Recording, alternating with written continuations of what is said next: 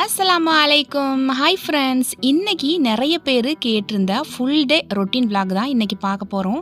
So காலையில் தூங்கி எந்திரிச்சதுலேருந்து night வரை நான் என்ன பண்ணுவேன் அப்படின்ட்டு என்னோட டைமோட உங்ககிட்ட இன்றைக்கி நான் ஷேர் பண்ணியிருக்கேன். ஸோ ரொம்பவே இன்ட்ரெஸ்டிங்காக இருக்கும். இப்போ தான் நம்மளுடைய சேனலை ஃபர்ஸ்ட் டைம் பார்க்குறீங்கன்னா லாஸ்ட் வரைக்கும் பாருங்கள்.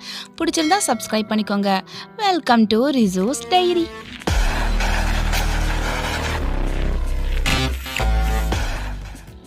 இன்றைக்கி மார்னிங்லேருந்து பார்க்கலாம். ஸோ இப்போ ரீசெண்ட் டேஸாக எனக்கு வரக்கூடிய கமெண்ட் என்னென்னா, உங்களுடைய ஃபுல் டே ரொட்டீன் விளாகை காட்டுங்க, காலையில் தூங்கி எந்திரிச்சதுலேருந்து நைட்டு வரை என்ன பண்ணுவீங்க அப்படின்னு சொல்லிட்டு நிறைய பேர் கேட்குறீங்க. வித் டைமோட கேட்டிருந்தீங்க. ஸோ என்னுடைய ரொட்டீன் வந்துட்டு கொஞ்சம் சேஞ்ச் ஆகிருந்துச்சு. ஏன்னா கொஞ்சம் ஹெல்த் இஷ்யூனால. ஸோ திரும்ப எல்லாத்தையும் ஸ்டார்ட் பண்ணதுக்கப்புறமா தான் விளாக் போடணும் அப்படின்னு வெயிட் பண்ணிட்டு இருந்தேன். இன்றைக்கி நான் தூங்கி எந்திரிச்ச டைம் பார்த்தீங்கன்னா 4 மணிக்கு எந்திரிச்சேன். ஸோ 4 மணிக்கு எந்திரிச்சு நான் வந்துட்டு தஹஜ்ஜத் தொழுதுட்டு அதுக்கப்புறம் வெளியில் வந்துட்டு ஷூட் பண்ண ஸ்டார்ட் பண்ணேன். ஸோ காலையிலேயே நம்ம சீக்கிரமாக எந்திரிக்கும் போது நம்ம மைண்டும் சரி நம்மளுடைய உடலும் சரி ரொம்பவே ரெஃப்ரெஷிங்காக இருக்கும், ரொம்ப பீஸ்ஃபுல்லாக இருக்கும். ஸோ அந்த நேரத்தில் இறைவனுக்கும் நமக்கும் இடையில யாருமே இல்லை அப்படின்ற மாதிரி ஒரு ஃபீல் ஆகும். ஸோ நமக்கு என்ன தேவை அப்படின்றத சீக்கிரமாக விடிய காலையிலேயே நம்ம இறைவன்கிட்ட கேட்கும்போது நமக்கு சீக்கிரமாக வந்து ரீச் ஆகும். அதற்கு உண்டான வாய்ப்புகளும் அமையும். 4 மணிக்கு எந்திரிச்சு 5 மணி வரை என்னுடைய ப்ரேயர் முடியும். இப்போ டைம் பார்த்தீங்கன்னா 5 மணி ஆகுது. ஸோ ஃபஜர் வந்துட்டு தொழுகையை முடிச்சுட்டு நெக்ஸ்ட்டு என்ன பண்ண போகிறேன் அப்படின்றத சொல்கிறேன். ஸோ தொழுது முடிச்சுட்டு அந்த முசல்லாவிலேயே அப்படியே உட்காந்துடுவேன். உட்காந்துட்டு நம்மளுடைய காலையில் மைண்டு ரொம்ப ஃப்ரெஷ்ஷாக இருக்கும். அண்ட் நமக்கு எந்த ஒரு டிஸ்டர்பன்ஸுமே இருக்காது. ஸோ வீட்லேயும் சரி ரோட்லேயுமே வெளியிலேயுமே எந்த ஒரு சவுண்டுமே இருக்காது. ஸோ மைண்ட் ரொம்ப பீஸ்ஃபுல்லாக இருக்கும். இந்த நேரத்தில் ஒரு 10 நிமிஷம் நம்ம வந்துட்டு மெடிடேஷன் பண்ணணும். ஸோ மெடிடேஷன் பற்றி அடிக்கடி எல்லா வீடியோஸ்லையுமே நான் சொல்லிகிட்டே தான் இருக்கேன். நம்ம கண்ணை மூடி நம்மளுடைய எண்ணங்களை எதுவுமே யோசிக்காமல் கொஞ்ச நேரம் அப்படியே அமைதியாக இருக்கணும். மூச்சை நல்லா இழுத்து விடணும். நம்முடைய மூச்சு காற்றை நம்ம கவனிக்கணும். இது மட்டும்தான் பண்ணணும். இதை பண்ணும்போது மைண்டுக்கு நல்ல ஒரு ரெஃப்ரெஷிங் கிடைக்கும். மூளை வந்து நல்லா சுறுசுறுப்பாகும். நம்மளால் நல்லது கெட்டது எது அப்படின்னு சொல்லிட்டு பிரித்து அறியக்கூடிய அந்த ஒரு தன்மை கிடைக்கும். அது மட்டும் இல்லை, நம்மளுடைய கோபம் வந்து நல்லா கண்ட்ரோல் ஆகும். ஸோ ரொம்ப கவலை, ஸ்ட்ரெஸ்ஸு, டென்ஷன் இந்த மாதிரி விஷயங்கள் வரும்பொழுது அதை எதிர்கொள்ளக்கூடிய மனநிலையும் நமக்குள்ளே கிடைக்கும். ஸோ மெடிடேஷன் வந்துட்டு கம்ப்ளீட் பண்ணி முடிச்சதுக்கப்புறம் கிராட்டிடியூட் எழுத ஸ்டார்ட் பண்ணுவேன். கிராட்டிடியூட் பற்றி அடிக்கடி எல்லா வீடியோஸ்லையுமே சொல்லியாச்சு. இப்போ சொன்னேன் அப்படின்னா உங்களுக்கு ரொம்ப போர் அடிச்சு போகும். அதனால் ஒரு 10 பாயிண்ட்ஸ் வந்துட்டு கிராட்டிடியூட் எழுதுவேன். ஸோ நம்ம கிராட்டிடியூட் எழுதும்போது நம்ம மெடிடேஷன் பண்ணால் எந்த அளவுக்கு நமக்கு மைண்டு வந்து வேலை செய்யுமோ அதே மாதிரி தான் நமக்கு மைண்டுக்கு நல்ல ஒரு பீஸ்ஃபுல் அண்ட் ஃபுல்லாக நம்ம வந்து பாசிட்டிவாகவே இருப்போம். ஸோ நான் வந்து எழுதிட்டு இருக்கும்போதே ஃபைஹா பேபி எந்திரிச்சு வந்து மடியில் படுத்துட்டாங்க. எப்போவுமே சரி நைட்டு தூங்கிட்டு இருக்கும்போது லைட்டாக நான் எங்கேயாச்சும் எந்திரிச்சு போயிட்டேன் அப்படின்னா எங்கே இருந்தாலுமே தேடி பின்னாடியே வந்துடுவாங்க. அது அப்படியே ஒரு பழக்கமாகவே போயிடுச்சு. ஸோ தொழுதுட்டு இருக்கும்போது சம்டைம்ஸ் வந்து அப்படியே நம்ம பக்கத்துலேயே வந்து படுத்து தூங்கிடுவாங்க. ஸோ அதே மாதிரி தான் இப்போ வந்து மடியில் வந்து படுத்துட்டாங்க.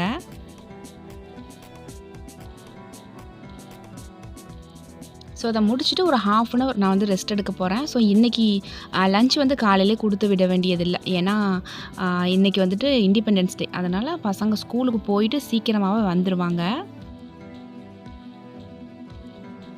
ஒரு விளாகில் காட்டியிருப்பேன் எங்கள் வீட்டு வராண்டாலாம் குருவி வந்துட்டு கூடு கட்டியிருக்கு அப்படின்ட்டு. இந்த மாதிரி ரொம்ப நாளாக கூடு கட்டிகிட்டு இருந்துச்சு. இப்போ முட்டை இட்டுருச்சுன்னு நினைக்கிறேன். அந்த குஞ்செல்லாம் அடகாத்துட்ருக்கு. ஸோ பார்க்குறதுக்கு அவ்வளோ க்யூட்டாக இருந்துச்சு. ஸோ 1/2 அன் ஹவர் நான் நல்லா ரெஸ்ட் எடுத்துகிட்டு அதுக்கப்புறம் கிச்சனுக்கு வந்துட்டேன். ஸோ காலையிலேயே பீஃப் வந்துட்டு ஹஸ்பண்ட் வாங்கிட்டு வந்துட்டாங்க.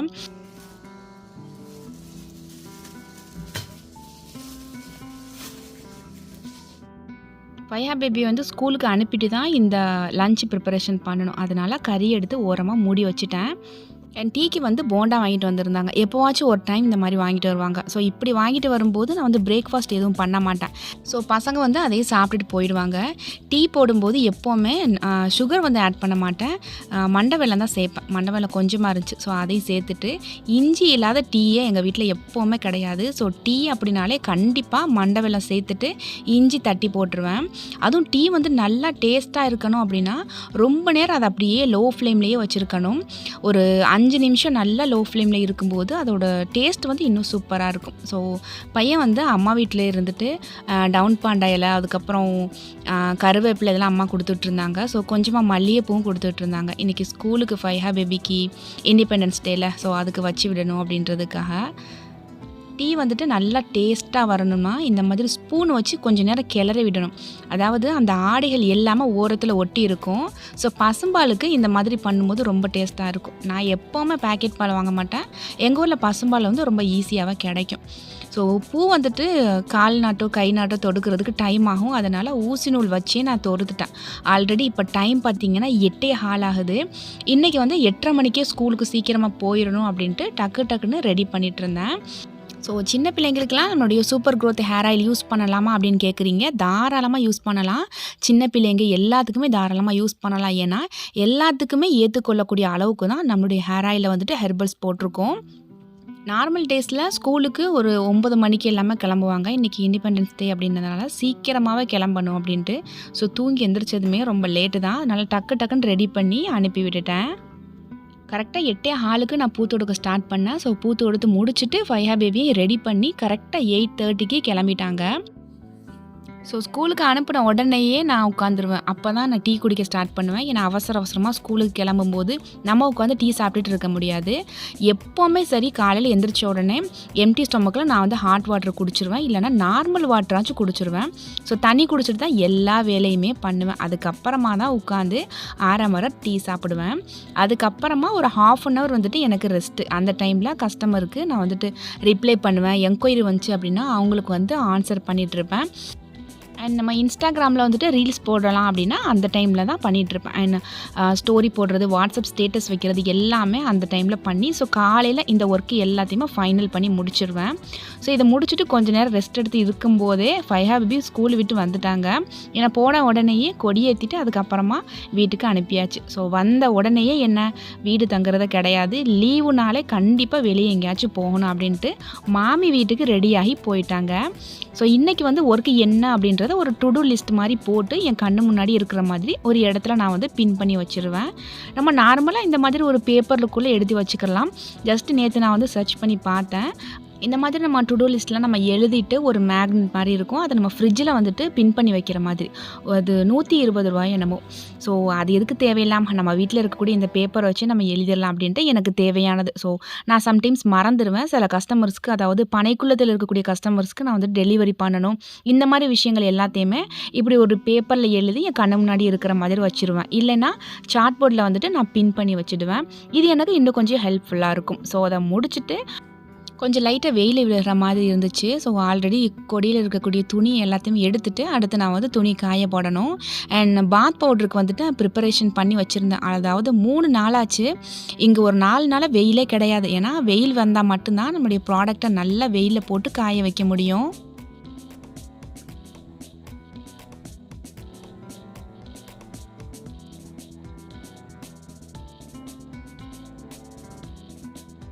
அண்ட் இப்போ நான் வந்துட்டு என்ன கிளறிட்டு இருக்கேன் அப்படின்னா, ஹேர் ஆயில் செகண்ட் பேட்ச் வந்துட்டு இப்போ ரெடி ஆகிட்டுருக்கு. இது எப்படியும் ஒரு 15 நாள் ஆகும் எனக்கு ரெடி ஆகிறதுக்கு. ஸோ ஆல்ரெடி இருக்கக்கூடிய பேட்ச்சு முடிய போகுது. ஸோ உங்களோட ஆர்டர் வந்து ரொம்ப ஃபாஸ்ட்டாக ப்ளேஸ் பண்ணிக்கோங்க. கொஞ்சம் லேட்டாக நீங்கள் ஆர்டர் ப்ளேஸ் பண்ணிங்கன்னா ஒரு 15 நாள் கண்டிப்பாக நீங்கள் வெயிட் பண்ணுற மாதிரி வரும். ஸோ நம்மளுடைய சூப்பர் க்ரோத் ஹேர் ஆயிலில் பார்த்தீங்கன்னா 28 வகையான மூலிகைகள் நம்ம இது கூட சேர்த்துருக்கோம்.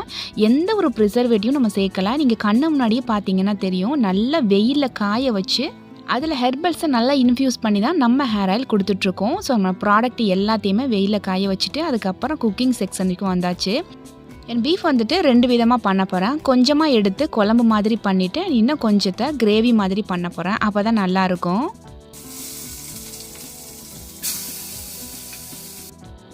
நிறைய பேர் கமெண்டில் கேட்குறீங்க, உங்கள் பையனை ஃபுல் வீடியோவில் காட்டுங்க அப்படின்ட்டு. ஆல்ரெடி லாஸ்ட்டில் போட்ட வீடியோவில் ஒருத்தவங்க கமெண்ட் பண்ணியிருந்தாங்க, உங்கள் பையன் எத்தனாவது ஸ்டாண்டர்ட் படிக்கிறான் அப்படின்ட்டு. அதுக்கு இன்னொருத்தவங்க அதிலே ரிப்ளை கொடுத்துருக்காங்க. எல்லாருமே கேட்ட உடனே ஆன்சர் பண்ணிடுவாங்க. பட் இவங்க வந்துட்டு 1 lakh ரீச் ஆனதுக்கப்புறம் தான் சொல்லுவாங்களாம், ரொம்ப பில்டப் பண்ணுறாங்க அப்படின்ற மாதிரிலாம். ஸோ அதை பார்க்கும்போது கோபம் வரல, எனக்கு வந்துட்டு சிரிப்பு தான் வந்துச்சு. அதாவது ஒருத்தவங்களுடைய பர்சனல் விஷயம் அப்படின்றது அவங்களுடைய தனிப்பட்ட விஷயம். ஸோ அவங்க விருப்பப்பட்டால் ஃபேஸை காட்டலாம், அவங்க விருப்பம் இல்லை அப்படின்னா ஃபேஸை காட்ட மாட்டாங்க. ஸோ என்னோடய பையனுக்கு வந்துட்டு வீடியோவில் வந்துட்டு ஃபேஸை காட்டுறது விருப்பம் இல்லை, அவனுக்கு பிடிக்கல. ஆனால் முன்னாடி நான் சேனல் ஸ்டார்ட் பண்ண புதுசில் என்னுடைய சேனல் வீடியோஸ் பார்த்தீங்கன்னா என்னுடைய பசங்களோட ஃபேஸ் வந்து ஃபுல்லாக போட்டிருப்பேன். ஸோ அப்போ வந்து சின்ன பசங்களாக இருந்தாங்க. இப்போ வந்து பெரிய பசங்களாக போனதுனால ஃபேஸ் காட்ட மாட்டுறாங்க. ஸோ அது அவங்கவங்களோட தனிப்பட்ட விருப்பம். அண்ட் இதில் வந்து பில்டப் பண்ணுறதுக்கு எதுவுமே இல்லை. பில்டப் பண்ணக்கூடிய அளவுக்கு நான் ஒன்றும் பெரிய ஆள் ஒன்றும் கிடையாது. நானும் உங்களை மாதிரி ஒரு சராசரி சாதாரண ஒரு மனுஷி தான். இப்போ டைம் பார்த்திங்கன்னா ஒரு 11 மணி இருக்கும். ஸோ இன்றைக்கி காலையிலேயே போண்டா டீ சாப்பிட்டதுனால ஒரு 11 மணிக்கு லைட்டாக பசிக்கிற மாதிரி இருக்கும். அதனால் கொஞ்சமாக கஞ்சி வந்துட்டு நல்லா பிசைஞ்சிட்டு அதில் வெங்காயம் அடுத்து புதினா போட்டு மிக்ஸ் பண்ணி குடித்தாச்சு. ஸோ கம்ப்ளீட்டாக எல்லா சமையலும் முடிச்சாச்சு. சமையல் முடிகிறதுக்கு முன்னாடியே கவுண்டர் டாப் அண்ட் ஸ்டவ் கம்ப்ளீட்டாக க்ளீன் பண்ணுறது அது நம்மளுடைய பழக்கம். சோறு வந்து ரெடி ஆகிட்டுருக்கு. இது வந்து குழம்பு கொஞ்சம் தண்ணியாக தான் இருக்கும். அதனால தேங்காய்லாம் எதுவுமே சேர்க்க மாட்டேன். லைட்டாக கறி மசாலா மட்டும் நான் சேர்த்து மிக்ஸ் பண்ணிப்பேன். ஸோ இது வந்துட்டு கிரேவி ஆல்ரெடி கிரேவி ரெடி ஆகிட்டுருக்கு. கொஞ்சம் லோ ஃப்ளேமில் வச்சு இன்னும் ஒரு 10 நிமிஷம் வச்சுட்டோம் அப்படின்னா சூப்பராக நமக்கு கிரேவி ரெடி ஆகிடும். ஸோ இது ரெடி ஆகிட்டு இருக்கட்டும். அதுக்கு இடையிலையே சமையல் முடிகிறதுக்கு முன்னாடியே கவுண்டர் டாப் எல்லாம் க்ளீன் பண்ணிட்டேன். அடுத்து வீடு கூட்டுற வேலை தான். வீடு கூட்டி முடிச்சுட்டு இன்றைக்கி மோப் போடணும். என்ன ஆனாலும் சரி எவ்வளோ பிஸியாக இருந்தாலுமே வாரம் வெள்ளிக்கிழமை கம்ப்ளீட்டாக வீடு ஃபுல்லாக மோப் போட்டுருவேன். இது வந்துட்டு நம்ம சுத்தம் அப்படின்றதையும் தாண்டி நம்ம மைண்டு வந்து ரொம்ப ஃப்ரெஷ்ஷாக நல்ல ஒரு பாசிட்டிவாக இருக்கும். வீடு வந்து நல்லா க்ளீனாக தான் இருக்குது அப்படின்னாலுமே நான் ஃப்ரைடே கண்டிப்பாக நான் மோப் போட்டுருவேன். இது ஒரு பழக்கமாகவே நான் ஏற்படுத்திட்டு வரேன். ஸோ அல்ஹம்துலில்லாஹ் கம்ப்ளீட்டாக வீடு ஃபுல்லாக மோப் போட்டாச்சு. நல்ல வாசனையாக இருக்கணும். ஸோ ஃப்ரைடே அன்னைக்குன்னு கண்டிப்பாக ஊதுபத்தி லைட்டாக நல்ல ஸ்மெல்லாக இருக்கிற மாதிரி பற்றி வச்சுப்பேன். ஊதுபத்திலேயே நிறைய வெரைட்டிஸ் இருக்குது. சில ஊதுபத்தி பார்த்திங்கன்னா கொஞ்சம் தர்கா ஸ்மெல் வரும். ஸோ அந்த மாதிரி ஃப்ளேவர் இல்லாமல் நல்ல ஒரு பர்ஃப்யூம் ஸ்மெல்லாம் கிடைக்குது. ஸோ நல்ல பிராண்ட்லாம் அந்த மாதிரி பிராண்ட் வாங்கி வச்சுட்டோன்னா நல்லா சூப்பராக வாசனையாக இருக்கும். ஸோ நம்மளோட மைண்டுமே நல்லா ஃப்ரீயாக இருக்கும். ஸோ இதுக்கப்புறமா டிஸ்பேச்சிங் ஒர்க்கை ஸ்டார்ட் பண்ணியாச்சு. கொஞ்சம் நேரம் ஒரு 5 நிமிஷம் மட்டும் உட்காந்து ரெஸ்ட் எடுத்துட்டேன். ஏன்னா 1 ஹவர் நம்ம தொடர்ந்து வேலை செஞ்சோம் அப்படின்னா ஒரு 3 நிமிஷம் நம்ம கம்பல்சரி நம்ம ரெஸ்ட் எடுக்கணும். ஸோ லைட்டாக நம்ம ஒரு 3 நிமிஷம் ரெஸ்ட் எடுத்துகிட்டு அடுத்து 1 ஹவர் ஃபுல்லாக நம்ம வேலை பண்ணலாம். ஸோ ரெஸ்ட்டே எடுக்காமல் வேலை பண்ணுறது ரொம்ப தப்பு. அண்ட் இந்த கஸ்டமர் பார்த்திங்கன்னா பாண்டிச்சேரி கஸ்டமர். ஒரு 5 பாட்டில் வந்துட்டு shampoo and 5 bottle hair oil நம்மக்கிட்ட ஆர்டர் பண்ணியிருக்காங்க. ஸோ இவங்க வந்து நம்மளுடைய ரெகுலர் கஸ்டமர். அதனால நம்ம ப்ராடக்டோட தரம் எல்லாமே தெரியும். அதனால ஃபஸ்ட்டு வாங்கும் போது எல்லாமே 10 பாட்டிலாக வாங்கிட்டாங்க. அல்ஹம்துலில்லாஹ் டிஸ்பேச்சிங் ஒர்க் எல்லாமே முடிச்சாச்சு.